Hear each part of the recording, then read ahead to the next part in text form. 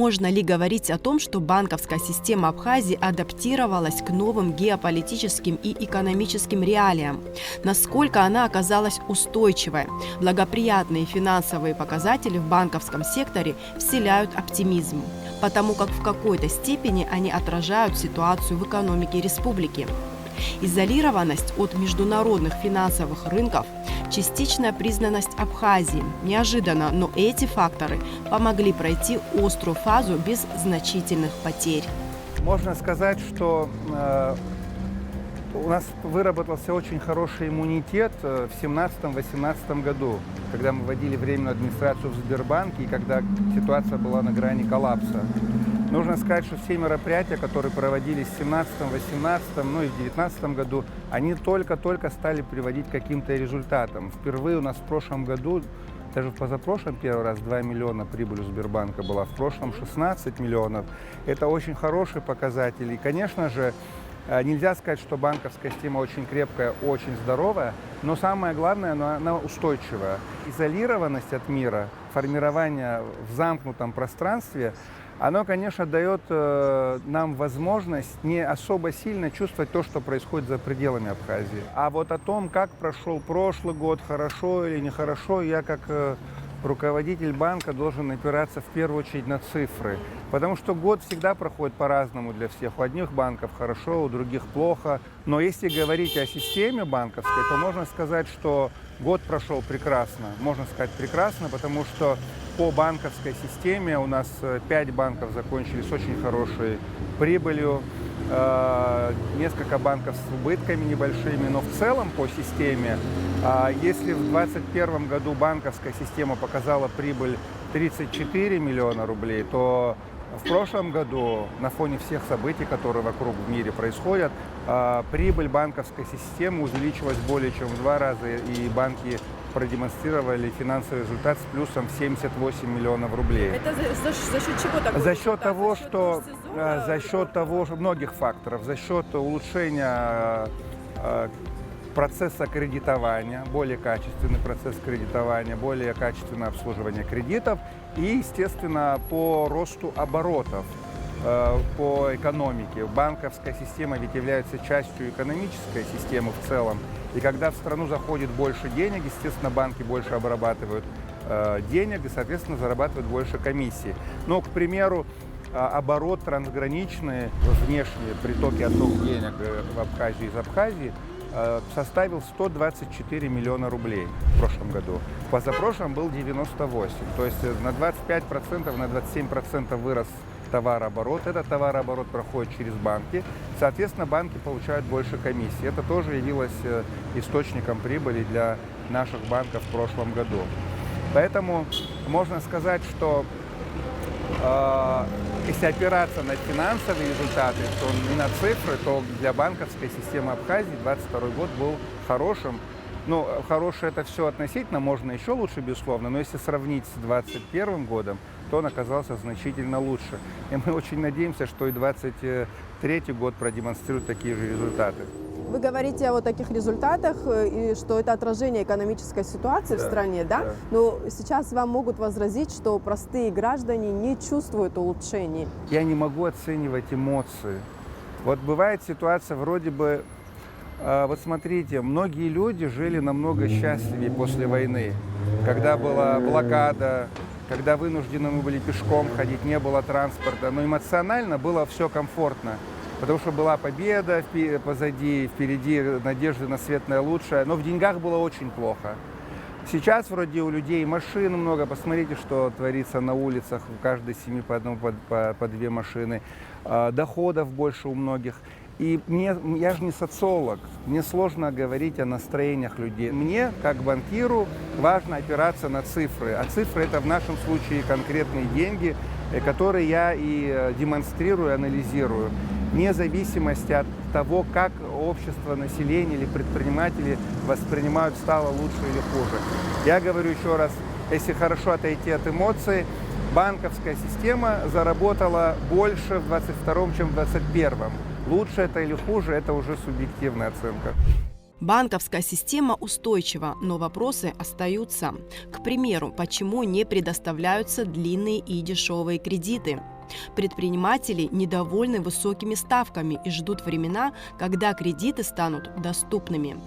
Банкиры же напоминают, ресурсы нашей банковской системы весьма скромные. Основной источник кредитования – вклады населения. Тут все просто. Гражданам неинтересно хранить деньги в банке при низкой процентной ставке по вкладам. Банки же зарабатывают на разнице между процентными ставками по депозитам и по кредитам. Мы живем в рыночной экономике, не в плановой. Соответственно, ценообразование в нашей стране, оно рыночное. Цена, в частности, ставка процента по кредитам, это по сути цена за эту услугу, она формируется в результате взаимодействия спроса и предложения.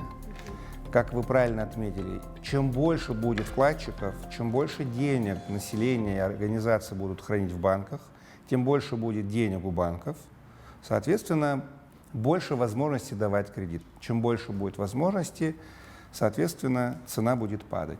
То есть цена зависит исключительно от этих двух вещей, больше ни от чего. Мы понимаем, что в банке, и в частности в Банке Абхазии, мы не являемся центральным банком, в смысле эмиссионным центром, мы деньги не печатаем. Мы пользуемся российским рублем. И денег в стране столько, сколько пришло денег в страну, вне зависимости от политики Банка Абхазии. И, соответственно, денег в коммерческих банках столько, сколько наши граждане готовы хранить в коммерческом банке. Коммерческий банк, конечно, может манипулировать этим процентом, мотивировать больше хранить. Первое – это надежностью, второе – это ставкой процента. То есть если коммерческий банк будет повышать ставку процента по вкладам, как мы в тяжелые годы Сбербанка вынуждены были ставки по вкладам до 18-20% поднять, чтобы хоть как-то привлечь вкладчиков. Ну, естественно, когда банк привлекает под 18-20%, он не может предоставить кредит по ставке ниже. Это как бы взаимосвязанный процесс. И поэтому и кредиты были дорогими. Но нужно сказать, что медленно, но устойчиво средняя ставка снижается. Если, например, средняя ставка по всей банковской системе Абхазии составляла в прошлом году 22%, в 2022 году, то в 2023 была 23%, а и годом ранее еще выше. То есть в среднем на 1% в год ставка снижается. Это, конечно, очень медленный процесс, но во всяком случае он, самое главное, рыночный. То есть это та ставка, при которой спрос на деньги равен предложению. И даже при таких высоких ставках в прошлом году банковской системой Абхазии было выдано более 4 миллиардов рублей. 13 тысяч, вот я возьму точную цифру, было выдано 13 965 вкладов. Ну, можно сказать, 14 тысяч кредитов было выдано на нашу Абхазию. То есть физическим и юридическим лицам. Если сделать разбивку, то физическим лицам было выдано 1 781 000 000, 13 471 кредит. То есть почти 14 тысяч человек получили кредиты в прошлом году. И юридическим лицам было выдано почти 2 миллиарда рублей в виде кредитов. Ну, потому что суммы там другие. Да, там суммы крупнее, 286 кредитов, а также индивидуальные предприниматели. То есть для нашей маленькой банковской системы выдать, обработать, обслужить и обслуживать все это время почти 14 тысяч кредитов за один год, это все-таки очень большие объемы. Значит, снижение ставки процента будет и дальше продолжаться. Вот, например, давайте вспомним буквально 3 года назад. Ставки в Сбербанке для физлиц были и под 48%. Помните, какие высокие были? Сегодня, слава богу, эта тема закрылась, уже таких ставок нет. Сегодня самая большая ставка в Сбербанке 36%. То есть на 12% упала за 2-3 года. Я уверен, пройдет год, 2, 3, если ситуация будет и дальше стабилизироваться, то есть ставки будут 36 опускаться до 30, до 25. Это медленный процесс, который будет формироваться и идти на фоне оздоровления ситуации в банковской системе. Вот, например, если 3 года назад Сбербанк привлекал вклады под 18-20%, то с прошлого года ставки опустились до 10-12%. То есть это все равно интересно населению Конечно, приносить? да. Меньше, вклад? конечно, меньше, но тем не менее интересно. И получается, если пройдет год, два, три, Сбербанк наберет депозитный портфель под 10-12%, конечно, он уже сможет в дальнейшем и опускать ставки по кредитам. Это все взаимосвязано. Вот очень большое заблуждение населения часто связано с тем, что многие почему-то ожидают выдачу кредита с государством. Вот государство предоставляет кредиты, здесь такого нет. Это кредиты коммерческих банков. И что получается? Как я говорил ранее, одна группа людей предоставляет деньги в виде вкладов, другая группа людей берет эти деньги под проценты. И в истории этой всей главным получателем доходов является вкладчик. По системе Сбербанка расскажу. Вот в прошлом году средняя ставка по вкладам составила 16%. 16%. Средняя ставка по вкладам. Это имеется в виду средневзвешенная. То есть там же ставка по вкладам зависит и от суммы, от сроков. Кто-то по 12 приносит деньги, кто-то по 18, по 14, по 15. И в среднем получилось в прошлом году стоимость этих денег для банка составила 16% годовых. А средняя стоимость кредитов 25%. То есть что означает? Заемщик взял деньги в кредит, платит 25%. То есть 25 миллионов заплатили со 100, грубо говоря, за год. Из этих 25 миллионов 16 заработал вкладчик, а 9 остается банку, который вынужден содержать помещения, сотрудников, платить зарплату, канцелярские расходы и много других операционных расходов. Поэтому, конечно, сейчас главным источником является именно вкладчик. И мы что понимаем? По мере того, как экономика будет развиваться, и мы это каждый раз чувствуем, как только проходит хороший курортный сезон, у населения появляются деньги, и мы каждый раз наблюдаем следующую картину. По итогам лета, по итогам летнего сезона наблюдается наплыв вкладов в банки, и к осени у банков появляется больше денег для того, чтобы предоставлять, кредиты. И обычная противоположная ситуация весной. К зиме, к весне денег в стране меньше, людей, у которых свободных денег, тоже меньше. Соответственно, весной приносят меньше денег в банки, и, соответственно, у банков меньше ресурсов для кредитования. Другое дело, что есть социальные программы. Условно говоря, Национальный банк в прошлом году, позапрошлом, заработал прибыль. Эту прибыль мы решили направить на субсидирование ставки для социального проекта. То есть определен был проект в Сбербанке. Это кредиты для инвалидов и кредиты для семей погибших. Вот мы определили эту категорию граждан Абхазии, которым Банк Абхазии хотел бы помочь в виде льготного кредита. И тогда мы установили ставку 6%. То есть мы, грубо говоря, бесплатно предоставляем деньги сберегательному банку. Сберегательный банк на этом зарабатывает не 36%, не 24%, а всего лишь 6%. И, соответственно, по такой программе многие наши граждане могут взять вот эти потребительские кредиты от 100 до 150, 200 тысяч рублей. Это тоже не гигантские деньги, понятное дело, но для решения социальных вопросов нуждающимся людям это такое подспорье. Очень остро стоит жилищная проблема в Абхазии. У молодых семей возникают проблемы, когда им негде жить. Они снимают жилье и вынуждены большую часть своих доходов отдавать за съемную квартиру. В этой связи возникает у населения вопрос, почему нет ипотеки. Проблемы ипотеки решаются государством, особенно если идет о льготном кредитовании. Здесь возникает три вопроса. Первый вопрос, где взять такое количество денег? Давайте на конкретном примере рассмотрим. Как вы считаете, много это или мало, если в Абхазии, допустим, будет выдано 100 кредитов в год? Это немного, правильно? 100 кредитов не решат эту проблему. То есть будет выстроена очередь огромная из желающих получить ипотеку. 100 заемщиков в год – это очень мало. Но даже остановимся на 100 кредитах. Средний размер квартиры – сколько это миллионов? 2-3, наверное, думаю, где-то так. В зависимости от района. В среднем. 3 миллиона на 100 человек, на 100 кредитов – это 300 миллионов. То есть банк должен выделить 300 миллионов на то, чтобы удовлетворить потребности 100 семей. Но эти деньги ведь выдаются на лет 20, на 15, это не на один год. То есть это длинный кредит? Конечно, ипотеку выдают на десятилетия, там за 2 года человек не может расплатиться по ипотеке.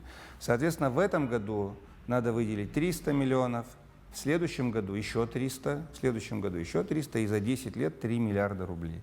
Первый вопрос главный. Где взять такое количество денег? А деньги откуда берется в стране, которая не печатает деньги? Только если принесут вкладчики, допустим. Принесут вкладчики такое количество денег и оставят на 10 лет, тогда, конечно, появится. Второй вопрос. По какой ставке давать эти кредиты по ипотекам? Понятное дело, банк – это коммерческая структура, точно такая же, как и тот же предприниматель, который приходит в банк за кредитом. Вот они ничем не отличаются. Как предприниматель, приходящий в банк за кредитом, хочет заработать денег, потому что у него такой бизнес. То же самое и коммерческий банк – это точно такой же предприниматель, который также зарабатывает деньги, только в сфере банковского дела. А по сути, создание банка и цель его существования – это тоже заработать прибыль. Второй вопрос следующий. Допустим, у банка нашлись эти 300 миллионов. Как вы думаете, ему лучше дать под 24-36% населению, если есть спрос устойчивый, либо льготный кредит под 10% в убыток себе? Конечно, банк выберет, поскольку его задача зарабатывать, не решать социальные вопросы. Он, естественно, будет предоставлять, значит, этому человеку. И третий вопрос, очень острый в Абхазии, который стоит. Как быть с теми людьми, которые получат этот кредит? Это все хорошо звучит. Дали деньги, Залоговое обеспечение да, и человек перестал платить. Вот представьте, семья молодая взяла в кредит деньги, купила квартиру, сделала ремонт, мебель, обжилась, работает. Проходит 5 лет уже, надо, я пример, 15 лет обслуживать, проходит 5-7 лет, и он перестает платить по разным обстоятельствам. Что делать банку с этим человеком, с этим заемщиком, с молодой семьей, скорее всего, там дети и так далее. То есть вставать в конфликт, выселять, это очень сложно. Для банка, я бы сказал, что эта тема вообще сегодня не актуальна, даже не стоит на В повестке. России ипотечное кредитование субсидируется государством. Теперь вторая часть, о которой я хотел бы сказать. В некоторых странах государство, которое определяет, что таким семьям, каким-то определенным категориям нужно помочь, государство тогда закладывает в бюджет субсидирование процентов. Закладывает. То есть, условно говоря, в той же Российской Федерации правительство понимает, что банкам невыгодно на 10 лет отвлекать деньги из оборота и предоставлять под низкие проценты, когда можно заработать в другом направлении. Да ведь? И, соответственно, в бюджет страны, в бюджет Российской Федерации закладываются деньги на то, чтобы банку субсидировать процент. Условно говоря, сейчас придумываю, банк предоставляет кредит по 24%, там заемщику предоставляют под 10%, заемщик платит, а 14% из бюджета. Банку ведь нет разницы, кто заплатит проценты, государство или заемщик. И банку тогда нет смысла бояться по процентам. Даже и лучше, если государство будет гарантированно платить проценты. Я хорошо помню время, когда в Абхазии остро стал вопрос возврата кредитов, набранных в предыдущие годы под сомнительные проекты, под низкие залоговые обязательства. Эти кредиты в народе называли невозвратными, безнадежными. Вот даже в публичном пространстве был опубликован список людей, которые набрали эти кредиты и не возвращали долгие годы. Вообще, какая ситуация с этим списком, с погашением, и насколько часто в этой связи вообще банку приходится обращаться к судебным приставам по возврату кредитов?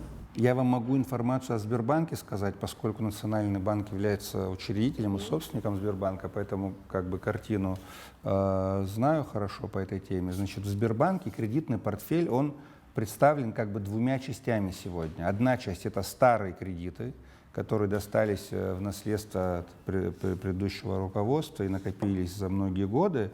Вот там картина такая: по этим кредитам проблемным, по безнадежным, значит, предъявлено, вот я подготовил информацию, 550 исковых требований на сумму 293 миллиона рублей. ну, вот в этом портфеле. Присуждено судом на 258 миллионов рублей и взыскано 119 миллионов рублей. Медленно, по чуть-чуть, в рамках реструктуризации и так далее, этот процесс идет. По остальным очень сложно уже вести работу, потому что уже и много лет прошло, и часто нет заемщиков живых, и не было обеспечения, когда выдавался кредит. Поэтому очень сложно, значит, в начале, первый год-два как-то проще все это шло, сейчас уже замедлилось. Тема со старыми кредитами, там уже и сроки исковой давности прошли и так далее. А сроки эти какие? 3 года. Да. То есть я могу занять, 3 года не возвращать? Не совсем так. Вы можете занять, сейчас уже не можете так, да, потому что сейчас мы привязываем к пенсионерам, карточкам, к зарплатам, к залогам, но если бы вы подсуетились в свое время тогда и заняли бы без залога, то, конечно, можно было бы не возвращать. Сегодня картина другая. Сегодня мы очень часто требуем обеспечения, перестраховываемся, и часто банк сберегательный обвиняют в том, что слишком много требуют, всех пенсионеров чуть ли не в заложники взяли, поручителями заставляют выступать пенсионеров. Да. Значит, жилые квартиры, там, жилой фонд мы не принимаем в залог, потому что проблема с взысканием стоит только коммерческую недвижимость. И в итоге, в целом, хочу сказать, что очень хорошая картина. Больше 90% обслуживают кредиты хорошо. Жесткое залоговое обеспечение играет здесь. К сожалению, других вариантов нет. Здесь при деньгах не бывает доверия, обещаний и так далее. Исключительно обеспечение. Это коммерческая недвижимость хорошая и наличие поручителей, которые получают доходы на карты. И еще такой момент. Мы говорим о том, что в прошлом году было выдано более 4 миллиардов рублей и 14 тысяч кредитов было выдано. Я сказал, ну многие говорят, как много, это вся Абхазия в кредитах и так далее. И вообще много ли это или мало? Все зависит от того, с чем сравнивать. Вот если само по себе, это, наверное, много. Но если сравнить с другими странами, то это немного. Потому что у экономистов, у банкиров есть такой показатель, как уровень закредитованности населения. Вот закредитовано население или нет? Как он определяется? Это объем кредитного портфеля в стране к ВВП.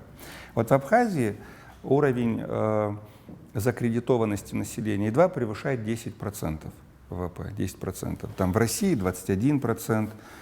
Чем богаче страны, тем этот уровень выше, тем больше кредитов, больше закредитованность. Есть такие страны, как Швейцария, там 129% от ВВП закредитованность.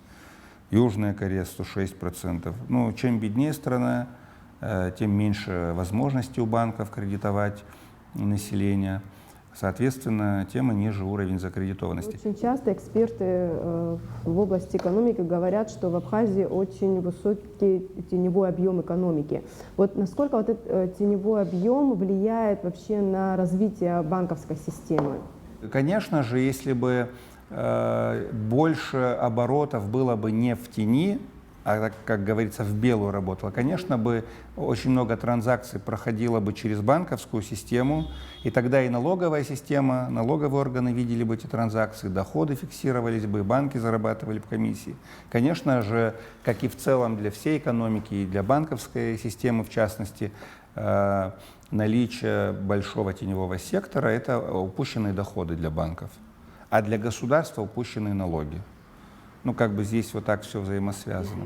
Я хочу сказать, что когда мы говорим о банковской системе, мы должны понимать, что банковская система – это часть экономической системы. Она не может быть сама по себе. Вот как сказать, не может быть очень хорошо в банковской системе, если в стране плохо. Или не может, ну, а наоборот, кстати, может быть. Вот в банковской системе может быть очень плохо, несмотря на то, что в стране хорошо. Все зависит от того, как эффективно банк выстраивает работу. Поэтому, когда вот я говорил о том, что прошлый год был хорошим для банковской системы, во многом это связано с тем, что экономический год прошел хорошо для нашей страны. Связано с притоком денег в нашу экономику, с развитием бизнеса и так далее. Известный проект Нацбанка, который вывел банковскую систему страны на современный уровень – национальная платежная система АПРАМ. Карты решили проблему очередей в период получения пенсии, сделали выдачу зарплат прозрачной, посттерминалы в торговых точках упростили оплату покупок. Маркировка частных данных на поверхности карты проводится в одном из помещений Нацбанка. Персонализация пластиковых карт происходит путем рельефного выдавливания цифр и букв. После получения от коммерческих банков непосредственно самих карт происходит выпуск пин-конвертов, на которые наносится информация о держателях карт с нанесением даже информации пин-кода. И в дальнейшем уже получаем необходимый файл для выпуска самих банковских карт. В данный момент будет происходить персонализация карт с нанесением необходимой информации на пластик. Переводы с российских банковских карт на карты АПРА уже возможны, а к концу года заработает мобильное приложение «Онлайн-банк». 30 миллиардов рублей – общий объем операций в системе АПРА в прошлом году. Это на 5 миллиардов больше, чем в 2021.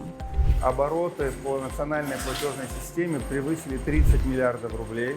Это $500 миллиарда, достаточно большая сумма, на 5 миллиардов больше, чем в позапрошлом году. Но самое главное, что увеличивается доля платежей в этом объеме. То есть, если, например, сравнить прошлый год с 3-5 годами ранее, то, скажем, в 2018 году, в 2017 году объем платежей в этой сумме составлял не более 10%, 7-8%. По итогам 2022 года доля платежей превысила 30%.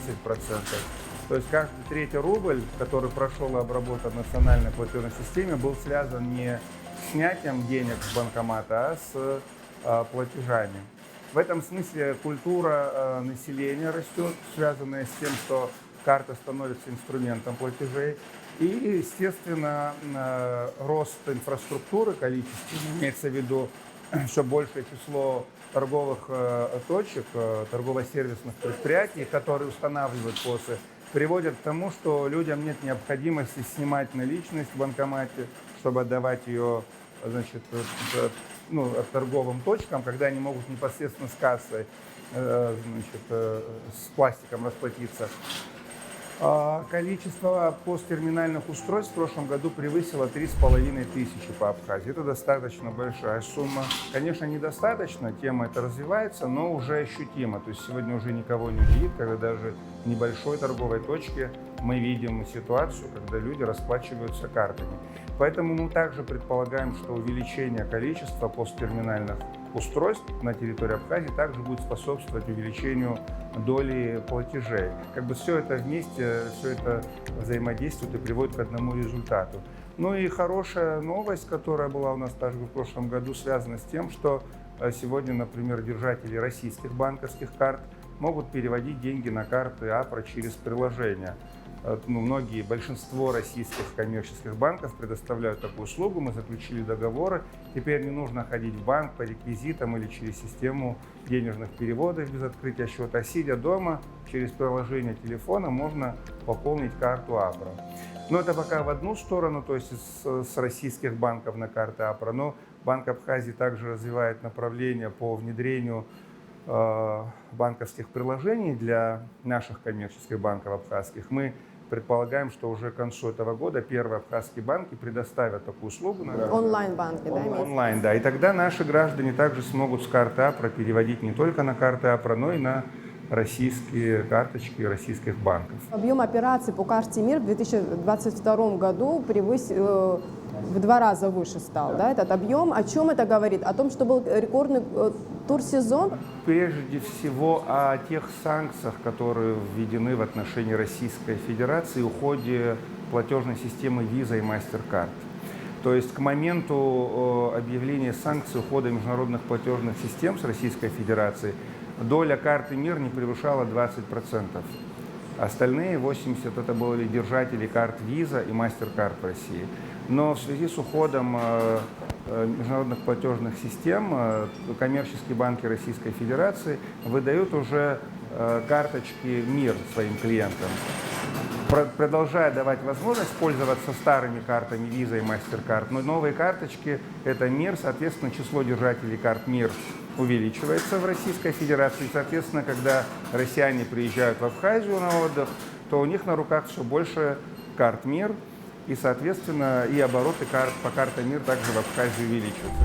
Все данные по карте АПРА отражаются в IT-департаменте, вот на этих мониторах. Здесь находится диспетчерская служба IT-департамента, в которой мониторится в режиме онлайн ситуация по системе АПРА, по транзакциям, по работе банкоматов, ПОСов. Если вдруг происходит какой-то сбой, какая-то поломка или потеря связи, то наши диспетчеры это фиксируют мгновенно, и IT-департамент принимает решение по устранению неполадок и запуску работы. То есть это такой круглосуточный режим работы, который позволяет нашей системе функционировать в круглосуточном режиме. Все пенсионеры были переведены на карту АПРА. Я помню, как долго этот процесс происходил, тяжело, и банку Абхазии приходилось уговаривать пенсионеров, говорить о том, как это удобно. Вдруг пришло решение со стороны Российской Федерации о том, что нужно вернуться к прежнему механизму выдачи пенсии, потому что накопились долги. Мы знаем характер этих долгов, почему это произошло, потому что родственники умерших не оповещали соответствующие органы и получали долго пенсии. Да. Накопились долги за 7 лет. Вообще, как вы думаете, вот этот механизм получения пенсии через карту АПРА вернется к нам? Но мы очень надеемся на это, потому что для Банка Абхазии, во-первых, это был колоссальный труд перевести 50 тысяч пенсионеров на пенсии с учетом такого сопротивления, которое было из-за того, что многие не понимали, какие удобства это создает для самих пенсионеров в первую очередь.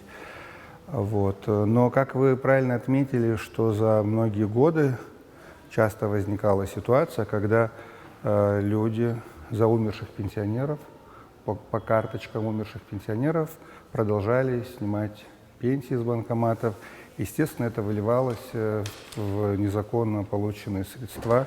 На самом деле таких людей немало, и суммы набежали более 24 миллионов рублей. Сейчас даже Госдума подписала проект закона о возврате этих денег. Но самое интересное, что и сегодня родственники умерших пенсионеров, некоторые также продолжают снимать пенсию по доверенности через кассу. Да.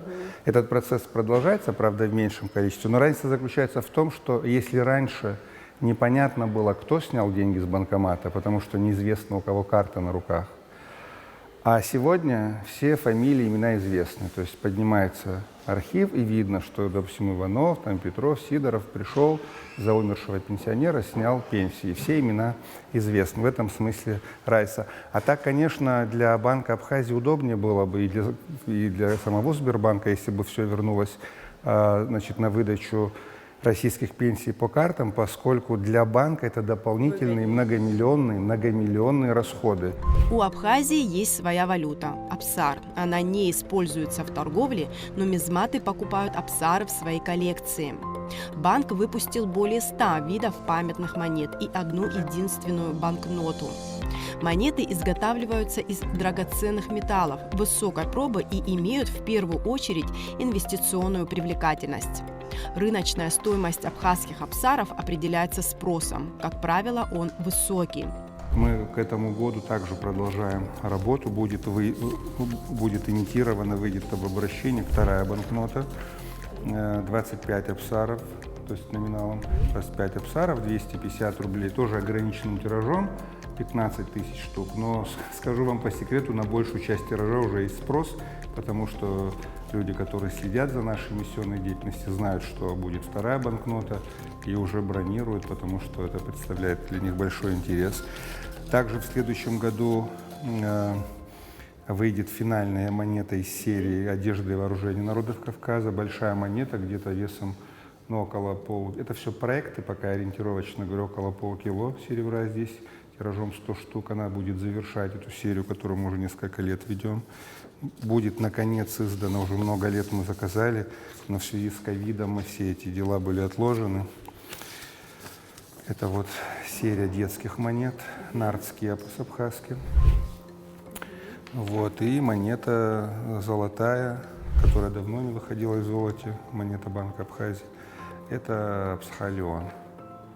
На одной стороне будет изображено Псхалион, на другой карта Абхазии того периода. Но я что хочу сказать, вот все мероприятия Банка Абхазии, которые были связаны с публикациями в международных изданиях, с поездками, участием в международных нумизматических выставках, привели к тому, что информацию о монетах Банка Абхазии, информация распространяется по многим странам, и наши монеты уже знают. Именно поэтому спрос на наши монеты растет. Вот, к примеру, в прошлом году, в 2022-м, Банк Абхазии реализовал монет и банкнот на 18 миллионов рублей. Это достаточно большая сумма, это новое направление. Но, еще раз повторюсь, для Банка Абхазии реализация монет в таком количестве не является целью. То есть мы на этом не сколько зарабатываем, сколько популяризация нашей страны, популяризация истории Абхазии, наших выдающихся деятельностей через монету по всему миру.